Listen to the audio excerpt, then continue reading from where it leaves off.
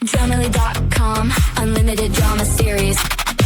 The grease from the fryer at Murphy's Bar and Grill has permanently stained my fingernails, but at least it matches the permanent stain on my marriage.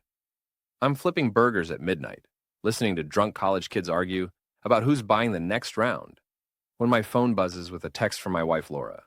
Working late again. Don't wait up. Working late. Right. The only thing she's been working late on is Scott Morrison, her smug colleague at the law firm. My name is Jason Reed, and 6 months ago I thought I had it all figured out. Nice house in suburban Massachusetts, 2 daughters who still thought I hung the moon, and a wife who used to laugh at my jokes instead of rolling her eyes at them. Now I'm 38 years old, serving wings to kids who weren't born when I graduated high school. And my biggest accomplishment today was not spitting in anyone's food. The transformation didn't happen overnight. It started 2 years ago when my small construction business went under.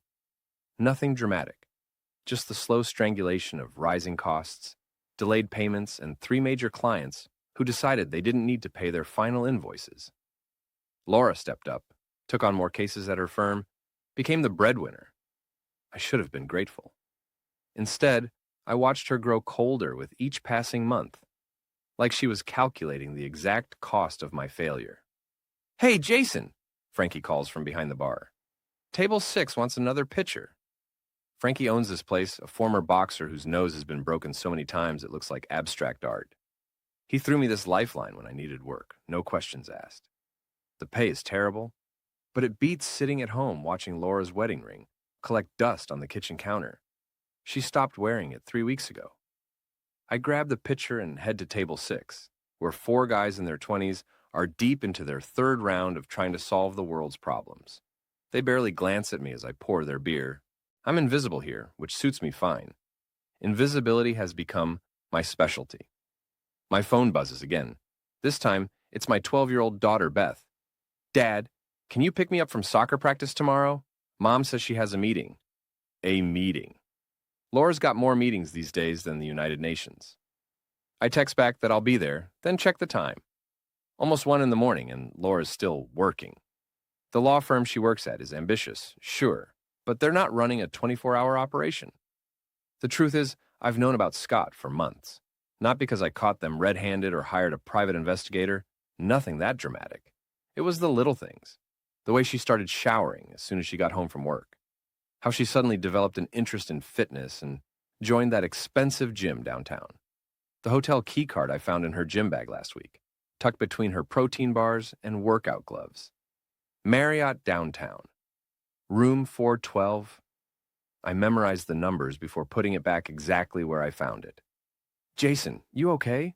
Frankie's voice snaps me back to reality. "You're staring at that pitcher like it owes you money." "Just thinking," I say, setting the empty pitcher on the bar. "Dangerous habit," Frankie grins, but his eyes are concerned. He knows something's wrong, has known for weeks. But Frankie's old school. He doesn't pry, just keeps the work coming and the beer cold. The bar starts emptying out around 1:30. I'm wiping down tables when my phone rings. Laura's name flashes on the screen, and for a split second, I consider not answering, but old habits die hard. "Hey," I say, keeping my voice neutral. "Jason, I'm going to be really late tonight. This case is killing me." Her voice sounds strained, but not from work stress. It's the strain of someone trying to sound convincing while lying through their teeth. "No problem. I'm at Murphy's anyway." There's a pause. "Right. The bar." The way she says it, the bar. Like I'm some kind of alcoholic instead of a guy trying to pay his bills. The condescension in those 2 words tells me everything I need to know about how far we've fallen. "Beth needs a ride tomorrow," I say. "I can't. I have a client meeting." "On Saturday?" Another pause. It's complicated. Everything's complicated with Laura these days. Our marriage, our finances, our future, all complicated. What's not complicated is the fact that she's lying to me while I'm standing in a dive bar at 2 in the morning, smelling like French fry oil and failure. "I'll handle it," I say. "Thanks." She stops herself before saying whatever she was going to say. Probably something about me being a good father, which would be ironic, coming from someone who's been lying to her family for months. After she hangs up, I finish cleaning and help Frankie close up. The streets are empty except for a few late-night stragglers and the occasional police cruiser. I drive home through neighborhoods I used to feel proud to live in, past houses where normal families are sleeping in the same beds, not playing elaborate games of deception and avoidance. Our house is dark when I pull into the driveway.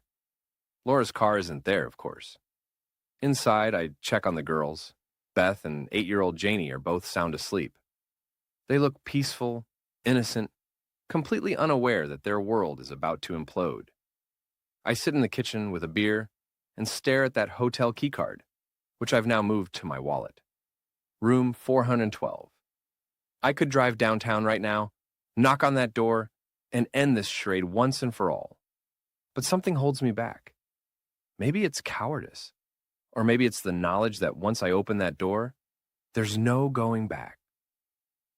The next morning, Beth climbs into my truck after soccer practice, her cleats muddy and her ponytail coming loose. She's got Laura's eyes but my stubborn chin, and lately, she's been watching me with a mixture of pity and concern that no 12-year-old should have to feel for their parent. "Dad," she says as we're driving home, "who's Uncle Scott?" My hands tighten on the steering wheel. "What?" "Mom's friend. He picked her up from my school yesterday." She said he was Uncle Scott, but I've never met him before. The lie is so casual, so practiced, that I almost admire Laura's audacity. Uncle Scott. Like giving him a family title somehow makes the betrayal more palatable. "Just someone from her work," I managed to say. "He drives a really nice car, a BMW." "Of course he does." Scott Morrison, with his perfect teeth and his expensive suits and his BMW. I've seen him at a few firm parties over the years, the kind of guy who calls everyone buddy and talks about his golf handicap. The kind of guy who probably thinks my construction background makes me some kind of Neanderthal. "Dad, you okay?" I look at Beth in the rearview mirror. She's studying me with those sharp eyes, and I realize I can't protect her from this much longer. Kids see everything, even when we think we're being subtle. "I'm fine, kiddo. Just thinking about work." But I'm not thinking about work. I'm thinking about room 412 and Uncle Scott, and the way Laura's been rewriting our family history to accommodate her new reality. I'm thinking about how long this has been going on, and whether my daughters have been watching their mother lie to their father for months. That night, after the girls are in bed, Laura comes home with takeout Chinese food and a story about depositions running late. She's gotten better at the details, specific case names, believable timelines, even a few complaints about opposing counsel. If I didn't know better, I might actually believe her. We eat in relative silence, making small talk about the girls' schedules and weekend plans. Laura mentions she might have to work Saturday afternoon, another client meeting. I nod and ask if she needs me to handle anything with the kids. We're so polite, so civilized. We've become strangers, sharing a house and a mortgage. After dinner, she goes upstairs to shower. I clean up the kitchen and try to pretend this is normal, that marriages survive on takeout Chinese food and elaborate deceptions. When she comes back down, she's wearing the silk pajamas I bought her for Christmas, the ones she used to save for special occasions. "I'm exhausted," she says, kissing my cheek with lips that taste like mint mouthwash. "Don't stay up too late." She heads upstairs, and I hear our bedroom door close. Not slam. Laura's too controlled for dramatics. Just a soft click that might as well be a gunshot. I sit in the living room with the television on, not really watching whatever late-night movie is playing. Instead, I'm thinking about the man I used to be. Jason Reed, small business owner. Jason Reed, husband and father. Jason Reed, who built things with his hands and took pride in honest work. That Jason Reed is gone, replaced by...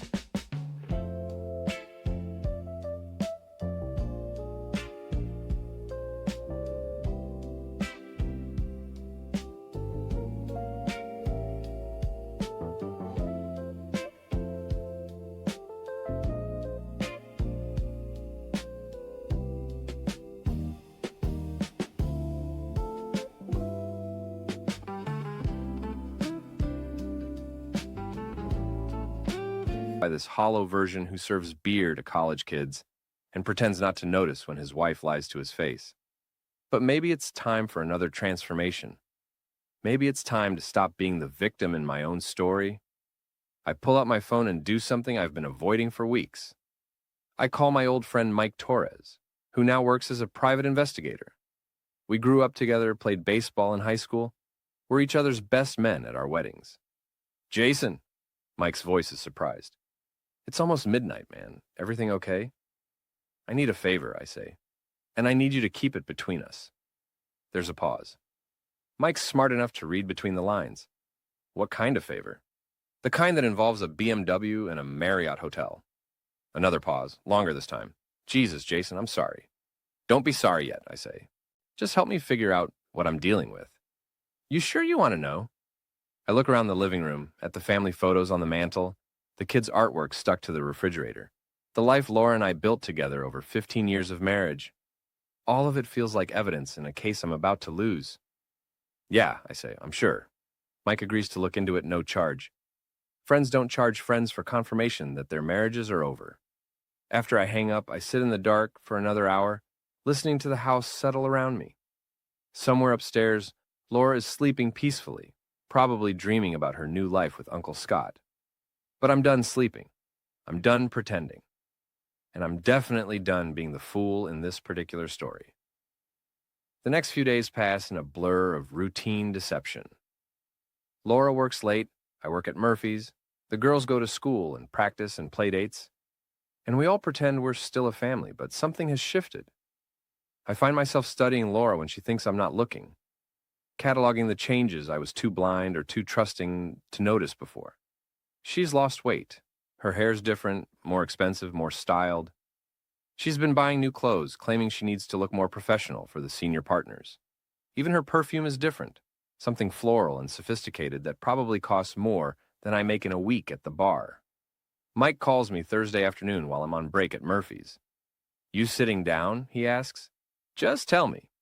3 months, he says. Maybe longer. They've been using the hotel twice a week, sometimes 3 times. Always the same room.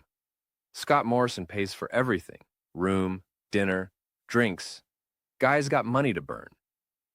3 months. While I was scrambling to find work, worrying about our mortgage, lying awake at night wondering how to rebuild my life, Laura was building a new one with someone else. There's more, Mike continues. Morrison's married too. Wife and 2 kids in Newton. Nice house, nice neighborhood. He's been telling people at the firm that he's separated, but public records show no divorce filing. So Scott's a liar too. Somehow that makes me feel slightly better. At least Laura's not running off with an honest man. You want photos? Mike asks. No. The word comes out harder than I intended. I believe you. What are you going to do? Good question. The old Jason would have confronted Laura immediately, demanded explanations, probably ended up begging her to stay. But the old Jason is gone, replaced by someone who's learned that sometimes the best revenge is patience. I'm going to think about it, I tell Mike. That night, Laura comes home with another story about late meetings and difficult clients. She's getting sloppy with the details, mixing up case names, forgetting which excuse she used the night before. Part of me wants to call her out on it, but I've got a better idea brewing. Friday afternoon, I'm at Beth's soccer game when I see him. Scott Morrison, standing near the parking lot, checking his phone with the casual arrogance of a man who thinks he's untouchable. He's wearing khakis and a polo shirt, trying to look like a suburban dad instead of a home-wrecking adulterer. Laura's car pulls up, and she gets out wearing workout clothes and sunglasses. They don't kiss or touch. Too public, too risky. But the way they look at each other tells the whole story. There's an intimacy there, a shared secret that makes me feel like I'm watching strangers. Beth scores a goal, and I cheer loud enough to get their attention. Laura waves at me like nothing's wrong, like her boyfriend isn't standing 20 feet away pretending to be interested in youth soccer. The audacity is breathtaking. After the game, Beth runs over to me, sweaty and excited about her goal. Laura approaches more slowly, Scott trailing behind like a well-dressed shadow. Great game, kiddo, I tell Beth, giving her a hug that probably lasts longer than necessary. Thanks, Dad. Did you see my goal? Best one of the season. Laura reaches us, slightly out of breath. Sorry, I'm late. Work was crazy. No problem, I say, then look directly at Scott. I don't think we've met. There's a moment of panic in Laura's eyes before she recovers. This is Scott Morrison. He works at the firm. Scott extends his hand with a smile that doesn't reach his eyes. Nice to meet you, Jason. Laura talks about you all the time. I bet she does. I shake his hand, making sure my grip is just a little too firm, holding it just a little too long. Funny, she never mentions you. The smile falters slightly. Well, we work in different departments. Right, different departments. I release his hand and turn back to Beth. Ready to go home? I was thinking we could stop for ice cream. As we walk toward my truck, I can feel them watching me. Laura's probably wondering what I know, and Scott's probably wondering if he should be worried. They should both be wondering. Because the old Jason, the one who would have confronted them right there in front of God and everyone, is gone. Your intern filed this, then withdrew it. What did you promise her? It was consensual. She's 23 years old! Watch more on Grammarly.com. The new Jason has learned patience, and the new Jason is just getting started. That weekend, while Laura's at another client meeting, I take the girls to visit my friend Frankie at his boxing gym. It's a rundown place in the old part of town, all exposed brick and heavy bags and the smell of sweat and determination. Frankie used to train semi-professionally before his knees gave out, and he's been after me for months to start working out again. You need to hit something, he tells me, while the girls watch some of the younger boxers practice. And I mean that literally. I haven't boxed since college, but muscle memory is a funny thing. After 20 minutes on the heavy bag, my hands are sore and my shoulders are burning, but I feel more like myself than I have in months. There's something therapeutic about hitting something that can't hit back, about channeling frustration into physical action. Feel better? Frankie asks. Getting there. Good. Because you look like hell, and everyone knows it. Even the regulars at Murphy's are talking. Great. I've become the subject of bar gossip. What are they saying? That your wife's stepping out, and you're too nice to do anything about it. Too nice. That stings because it's probably true. The old Jason was too nice, too trusting, too willing to give people the benefit of the doubt. But nice guys don't survive situations like this. Nice guys get walked on, lied to, and eventually discarded when they're no longer useful. Maybe I'm not as nice as people think, I tell Frankie. He grins, showing off a gold tooth. Now you're talking. Monday morning brings a surprise. I'm getting ready for my day shift at Murphy's when there's a knock at the door. I open it to find a well-dressed woman in her 70s, with silver hair and kind eyes, behind wire-rimmed glasses. Mr. Reed?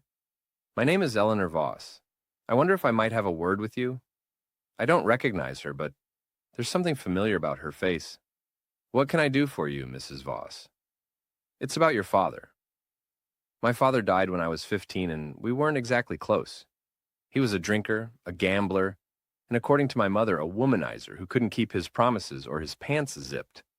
Whatever Mrs. Voss wants to discuss, it can't be good news. Would you like to come in?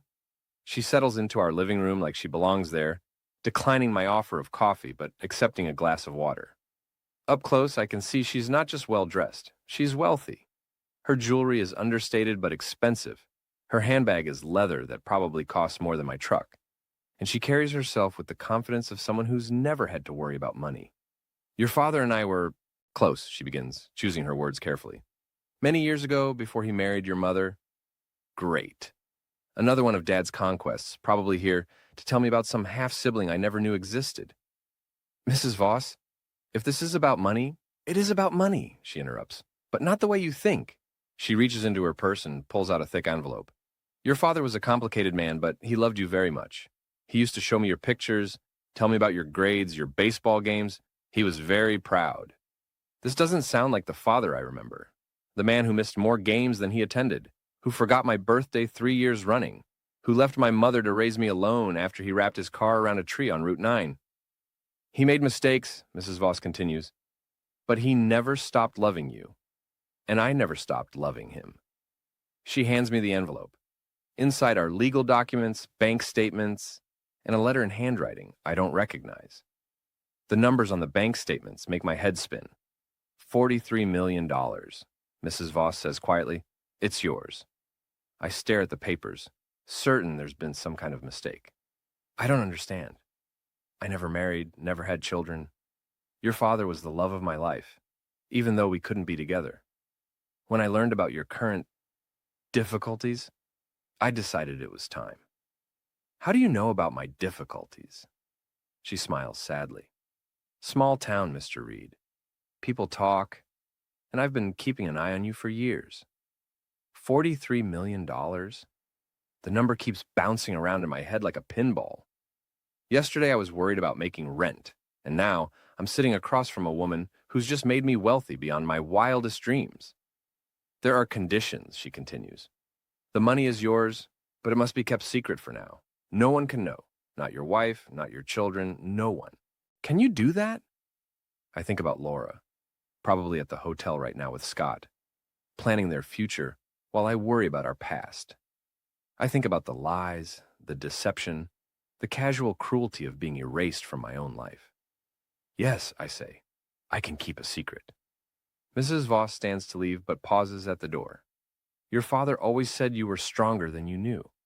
I think it's time you found out if he was right. After she's gone, I sit in the living room, holding papers that represent more money than I've ever imagined. $43 million, enough to change everything. To rewrite the rules of the game, Laura thinks she's winning. I call in sick to Murphy's and spend the day with a lawyer, setting up accounts and trusts, making sure everything is legal and legitimate. By evening, I'm officially wealthy, though nothing in my life looks different. Same house, same truck, same problems. But everything has changed, because now I have options. Now I have power. And now I have the resources to stop being the victim in my own story. Laura comes home that night with takeout Thai food and a story about client dinners running late. She's glowing in that way. Women glow when they're happy, when their lives are full of possibility and excitement. It would be beautiful if it weren't built on lies. How was your day? She asks, the question automatic and meaningless. Interesting, I say, and for the first time in months, I'm telling the truth. Over the next few days, I start making plans.